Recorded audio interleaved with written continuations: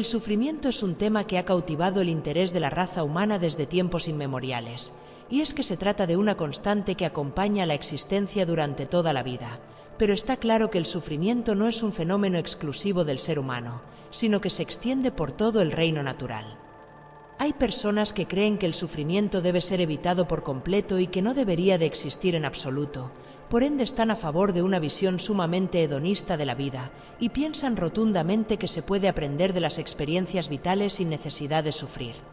Pero, ¿es esta una perspectiva realista y segura? ¿Por qué sufrimos? ¿El sufrimiento es una cualidad intrínseca de la vida? ¿Es la vida misma sufrimiento y dolor? Si nos sumergimos profundamente en el entorno salvaje, tomaremos conciencia de que esta faceta oscura de la vida siempre está presente. Por ejemplo, muchos animales deben enfrentar un dolor importante durante el proceso de dar a luz a sus crías, y al mismo tiempo vigilar que un depredador no esté al acecho. La tensión del sufrimiento mezclado con el eterno presente de la inocencia también acompaña de manera perpetua la dinámica entre el cazador y la presa. La presa debe mantenerse siempre atenta para no ser atrapada por un depredador, y el depredador oscila entre la vida y la muerte, porque de la presa depende su existencia. Lo mismo sucede con las épocas de apareamiento, en el que los machos se aniquilan entre ellos para asegurar la estirpe propia. Y el canibalismo de algunas especies también ofrece un panorama crudo que asombra a los científicos. Pensemos en la tragedia que se oculta en un prado esmaltado de flores. Lombrices de tierra que son torturadas hasta morir por las hormigas, o las avispas que inyectan sus huevos en las arañas para que se las coman por dentro. Así que, como vemos, el sufrimiento y el dolor también forman parte del equilibrio de los ecosistemas porque vienen aparejados con un proceso de destrucción, y la naturaleza primigenia nos muestra firmemente que su faceta oscura permanece ligada al cambio, el crecimiento, la renovación y el renacimiento. Pensemos en el invierno. Existen muchas personas que aman el invierno, pero cambiarían su opinión rápidamente si tuvieran que enfrentarse a sus poderosas fuerzas gélidas, la furia hiriente de Bóreas, sin las comodidades que la cultura y la civilización les provee. Y sin embargo la naturaleza permite que el invierno arrase la tierra y la suma en un sueño silencioso. Las plantas y la belleza de las flores se queman y mueren lentamente. El alimento escasea para todos y muchos animales no consiguen sobrevivir a pesar de estar preparados. Las tormentas eléctricas son capaces de generar incendios que destrozan y provocan inundaciones, al igual que los tornados y los huracanes, sin importarles lo más mínimo lo que se lleven a su paso. Lo más asombroso de toda la naturaleza es que detrás de toda destrucción yace un plan de renovación. La primavera resurge de entre las cenizas del invierno implacable, como el sol después de una noche fría y silenciosa. Así tenemos que la danza de la dualidad se encuentra en toda la creación. Lo que se pudre y muere, renace como el Cristo. Un universo en el que solo reina el sufrimiento, si es que se puede imaginar algo así, sería un triste desierto estéril y sulfuroso en el que la dulzura y el placer no encuentran lugar alguno. Sería realmente absurdo, como Sísifo empujando la piedra eternamente por la cima de la montaña. Pero luego pensemos en la idea de un paraíso absolutamente hedonista. No solo sería una tortura realmente insoportable para nuestra alma el estar eternamente entregada al placer sin límites, sino que también revelaría una crisis insufrible de nihilismo. Una necesidad urgente de encontrarle un sentido y un significado a ese placer para no ser consumido por él mismo, algo por lo que ser, algo por lo que luchar y autosuperarse. Y la lucha implica sufrimiento y dolor, retos que afrontar. ¿Sabías que existen personas que no solo son capaces de soportar el frío abrasador y punzante del agua helada, sino que disfrutan sumergiéndose en ella? ¿Qué hace que una persona decida romper con el placer de la comodidad y decida embarcarse en una travesía de montaña, en el que la incomodidad, el dolor, el cansancio y la soledad son típicas de la experiencia? Pensemos en los rituales de iniciación antiguos, en los que los jóvenes de las tribus eran sometidos a las fuerzas naturales a través de desafíos peligrosos y terribles, con el objetivo de convertir a los niños en hombres de verdad. Los sabios buscaban probar y fortalecer el temple del espíritu del adolescente para enraizar un guerrero que sea capaz de liderar, proteger y guiar al clan. El solo deseo de exponerte al mundo a trabajar para cumplir tus anhelos de corazón ya es un movimiento que provoca dolor y sufrimiento, porque activa nuestras inseguridades, miedos, conflictos internos, vergüenzas y culpas. Debemos esforzarnos, y en definitiva, como decía el filósofo alemán Friedrich Nietzsche, vivir implica sufrir, es inevitable.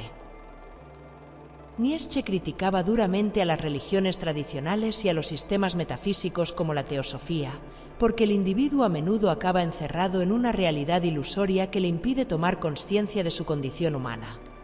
Frecuentemente el sufrimiento es abordado en términos de redención de pecados a manera de karma, y se intenta manejarlo y mitigarlo a través de diversas maneras, como la promesa de una vida perfecta después de la muerte, o una redención de un Mesías en camino, o la creencia de que somos los elegidos, y si el individuo practica la ideología a rajatabla, entonces puede estar tranquilo en que será un hombre bueno y digno del cielo, por lo tanto logrará ser salvo, digno de admiración.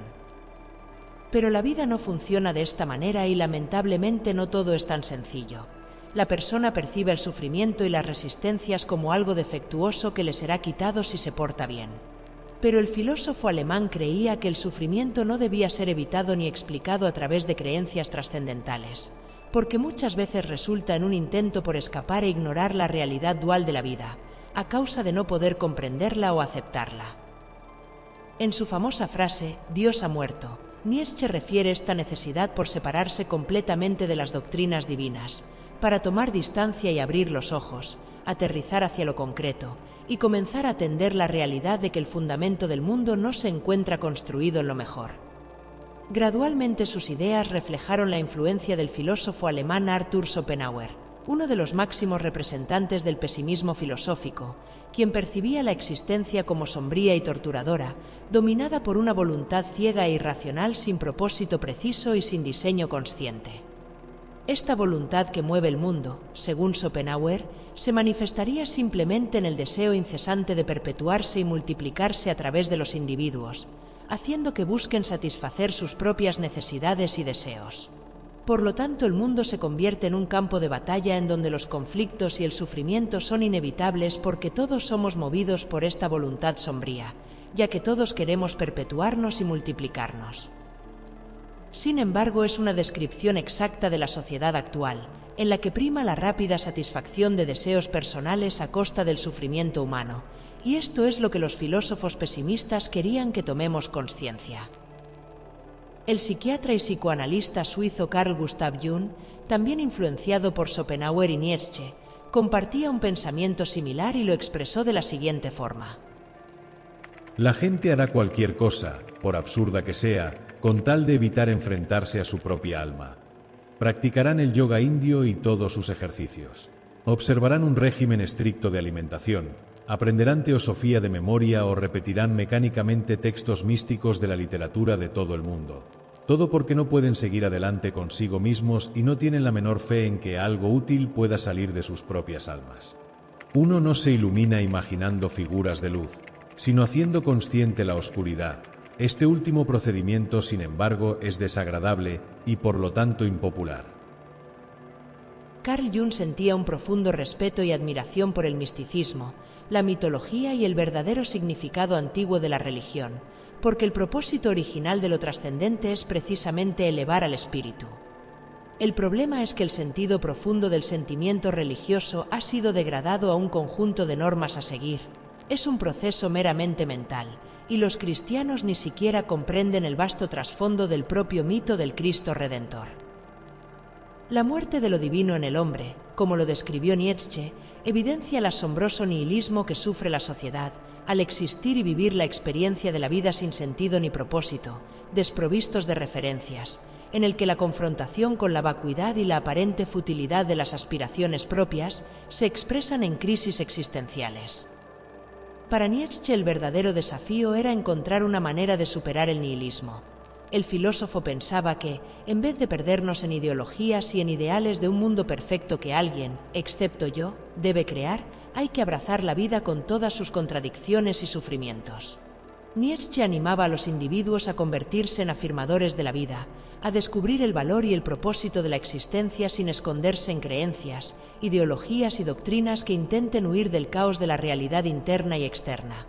El alemán pensaba que la clave radica en la transformación del sufrimiento y la creación de nuevos valores. En el prólogo de su obra titulada Así habló Zaratustra, Nietzsche nos presenta a un profeta llamado Zaratustra que desciende de la montaña para compartir sus ideas con el pueblo. Este hombre nos dice que el ser humano debe aspirar hacia la grandeza y trascender sus límites convencionales. Predica que lograr desarrollar la creatividad y la capacidad de crear magnificencias inevitablemente requiere de una cuota de sufrimiento y angustia, porque estos elementos de caos interior son esenciales para producir frutos realmente significativos y bellos. Zaratustra teme que el día del último hombre esté cerca, porque estos hombres no querrán dar nacimiento a una estrella danzante, sino que preferirán contentarse con la existencia más ordinaria.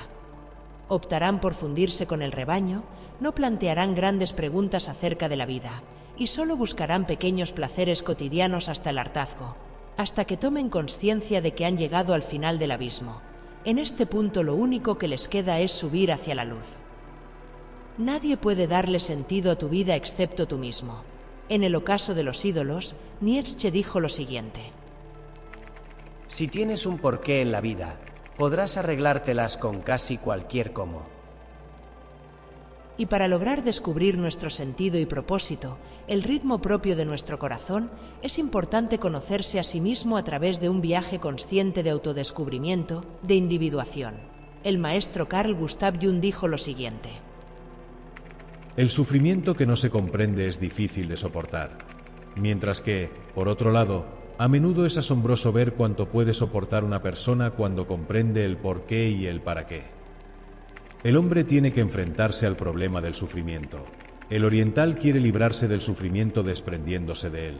El hombre occidental intenta suprimir el sufrimiento con drogas, pero el sufrimiento tiene que ser superado, y la única manera de superarlo es soportarlo. Eso lo aprendemos solo de él. Cuando Carl Jung acabó la frase, señaló el símbolo del Maestro Jesús crucificado.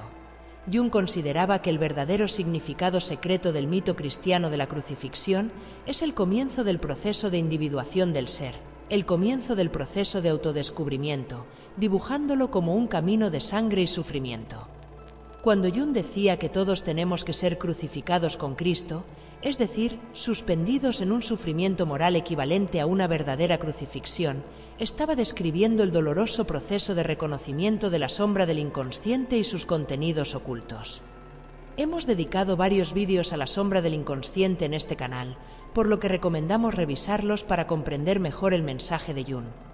A lo largo de nuestra vida, buscamos ser reconocidos y aceptados en el sistema social en el que vivimos, y para conseguirlo, reprimimos todos aquellos aspectos de nosotros mismos que percibimos que provocan rechazo en los demás. Toda esta energía reprimida se acumula en el sótano, en un aspecto de la psique llamado inconsciente, formando una masificación de contenidos desconocidos que inevitablemente influyen en nuestra vida cotidiana. Y si no vamos integrando estos contenidos gradualmente, acabamos por autodividirnos y crear una personalidad falsa, que nosotros creemos que es nuestra auténtica personalidad. Esta autodivisión, que Carl Jung denominó como neurosis, desencadena un sufrimiento profundo y constante en el individuo, y lo peor es que no nos enteramos de que lo estamos padeciendo hasta que comenzamos a indagar en nuestros traumas, complejos, inseguridades, culpas, vergüenzas y frustraciones. Si te deshaces de las cualidades de la sombra que no te gustan negándolas, te vuelves cada vez más inconsciente de lo que eres, te declaras cada vez más inexistente, y tus demonios engordarán cada vez más. Mientras más profunda es la herida, más difícil resulta reconocerla para trabajar en integrarla, y más doloroso es el proceso de trabajo de sombra. Esta es la crucifixión, es morir para renacer, es desaprender para aprender, y está ligado precisamente a la primera fase de las 4 fases de la alquimia psicológica. Esta primera fase, nigredo, significa ennegrecimiento, y hace referencia al proceso de muerte y putrefacción, necesario para el descenso hacia el infierno, tal como lo hizo Cristo, para resurgir de sus cenizas en un hombre trascendido, individualizado y completo. Jung dijo lo siguiente: En otras palabras, la individuación, la toma de conciencia del ser, es sufrimiento divino. Carl Jung pensaba que no hay que evitar la infelicidad, sino transformarla como el alquimista que transforma el plomo en oro para obtener la piedra filosofal, o como la propia naturaleza que crea diamantes con algo tan burdo como el carbón a través de la presión y el calor ardientes. También decía que el sufrimiento es un gran maestro y que todo avance psíquico del hombre surge del sufrimiento del alma. A través del profundo análisis introspectivo, el ser humano puede tomar conciencia del sentido implícito en cada situación que le provoca angustia, ganando sabiduría de la propia vida. En sus Misterios alquímicos, Carl Jung menciona que la sabiduría es el consuelo de todo sufrimiento psíquico. Donde hay sabiduría, no puede haber amargura, y para adquirir sabiduría el sabio no solo experimenta, eso lo hacemos todos. El sabio reflexiona de lo experimentado para obtener la semilla dorada, el aprendizaje oculto. Pregúntate a ti mismo, ¿qué está demandando esta situación de mí? ¿Cuáles son los miedos que debo afrontar para solucionar esta situación? ¿Debo poner límites o debo flexibilizarme más? ¿Qué sucede si pongo límites? ¿Qué pasaría si fluyo y me flexibilizo? ¿Qué información intuitiva recibo cuando profundizo en lo que me perturba y me hace sufrir? Comprender un problema es equivalente a actuar en consciencia, porque ya no eres inconsciente de los movimientos psíquicos que estás experimentando en tu interior. Por lo tanto, tu mente tendrá más recursos creativos para salir de los momentos difíciles con mayor facilidad. Carl Jung decía que una cierta cantidad de sufrimiento e infelicidad es nuestro destino, y nadie puede escapar de todas las fases oscuras de la vida. No podemos pretender vivir en el polo opuesto cuando toda la naturaleza y el cosmos se mueven en ambas polaridades. Este diseño inteligente y divino es lo que ha permitido su constante evolución y expansión. Se dice que ningún árbol puede crecer hasta el cielo, a menos que sus raíces lleguen al infierno. No hay que buscar la felicidad. La felicidad que se busca es una felicidad usurpada. La felicidad orgánica, la dicha que viene del centro de la tierra, la única que es fructífera y que simplemente surge, a veces surge del sufrimiento más profundo. Gracias, queridos amigos, por el apoyo incondicional al espacio de los enigmas del ser y por el interés en el extraordinario legado que el maestro Carl Jung ha brindado con amor a la humanidad.